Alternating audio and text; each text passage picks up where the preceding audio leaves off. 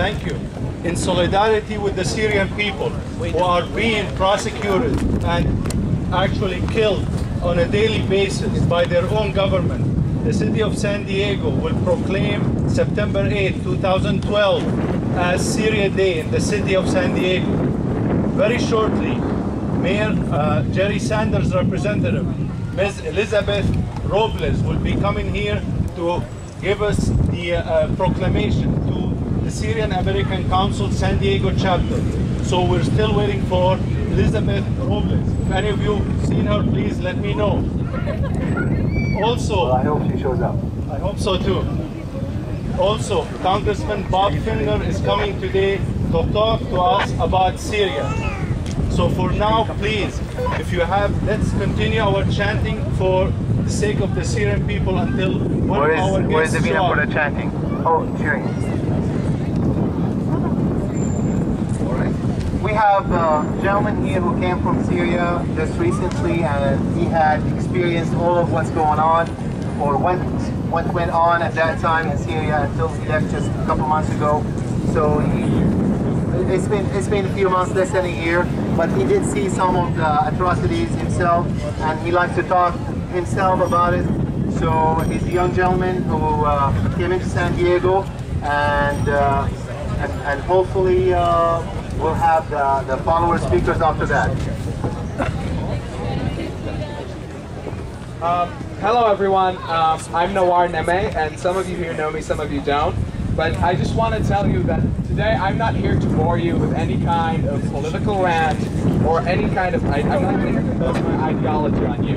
But I'm going to tell you today the stories that I've either seen or heard when I was in Syria, which was through the period of March to September of 2011 before I moved to San Diego.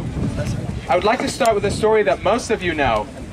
The story about the 5 children from the city of Dera in Syria. And these were the children who started the uprising. They were watching what was happening in Tunisia and in Egypt.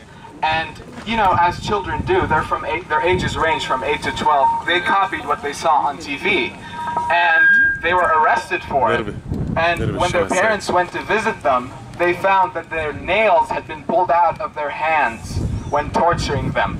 Also, they were whipped, they were killed mercilessly, and their parents each parent got 5 plastic bags that had his child's body parts in it. How would you feel if you were a parent and you had to go through that? I don't think you would let that happen. Another story I want to share with you, this is my personal incident, the one that I witnessed and that I saw, and it happened to one of my very good friends. We went down for the first time to protest in Damascus, and we were asked to stand, you know, in the back because we're the new guys in the protest. And the experienced people stood in front of us.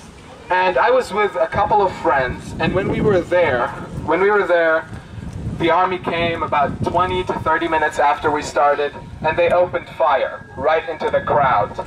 And what happened was the guy who was leading the protest asked the people in the front, the regulars, the more experienced ones, to take the bullets for us, so that we may, you know, go on.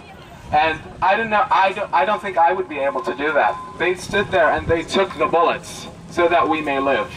And what happened was my friend actually got shot twice in his chest, and we had to pull him back to to a small area that wasn't being fired at. And what he did, he couldn't speak. He was in that state where he couldn't speak anymore. But what he did was that he put his hand on his chest and he filled it with the blood, and with the blood on the wall next to us he wrote the word freedom. He wrote the word freedom so that we can all remember his legacy and what he did. And so I don't think we should let any experience like that go to waste. He was 14, by the way. He was 14. Another story I want to share with you, it happened to my friend's cousin. He was going shopping because his parents had asked him to get some groceries, and he happened to be at the wrong place at the wrong time.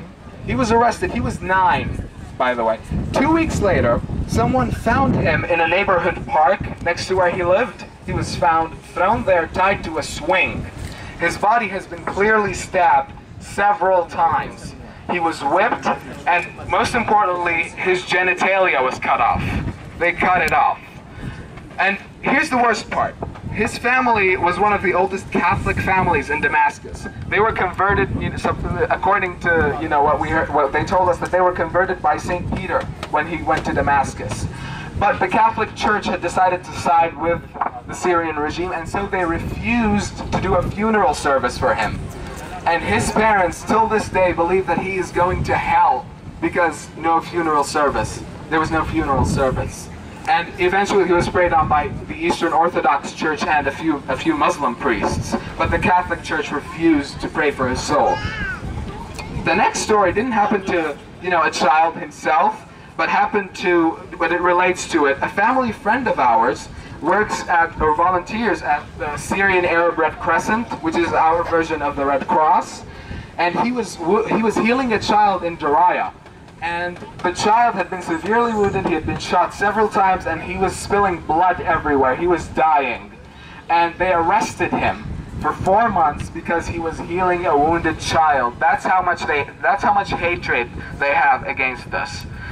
And also, this one you may all know too, but there's details I would like to share from it to you. This one is from the massacre in Al-Hula, if you heard of it, that happened recently. And after shelling the city for days, the army used its thugs to attack it. And those thugs are being paid, the more they kill, the more they get paid. They have deals with them. The more people you kill, the more you will get paid. That's how they work. And among the hundreds of bodies that were found, were the bodies of 10 children from one family who were tied to the back of their house, and they were tortured, and there were clear signs of rape, and there was stabbed, each one of them stabbed on average of 5 to 7 times in his body. They were cut through. They put the knives through their backs and dragged it down. And I don't think we should let that happen. This became a scene of horror across the world, and the children weren't identified. They had to be buried together in mass graves. The last story for today is the one you all know of Hamza al-Khatib, the 13-year-old who was arrested right in the beginning, also in the beginning of the uprising. He was 13. He was arrested on the road to Hama, and he was tortured. And he was tortured, and he was stabbed, and he was whipped, and also his genitalia was cut off. And what happened was that when they asked the president for what he thinks happened, he said that it wasn't him, or it wasn't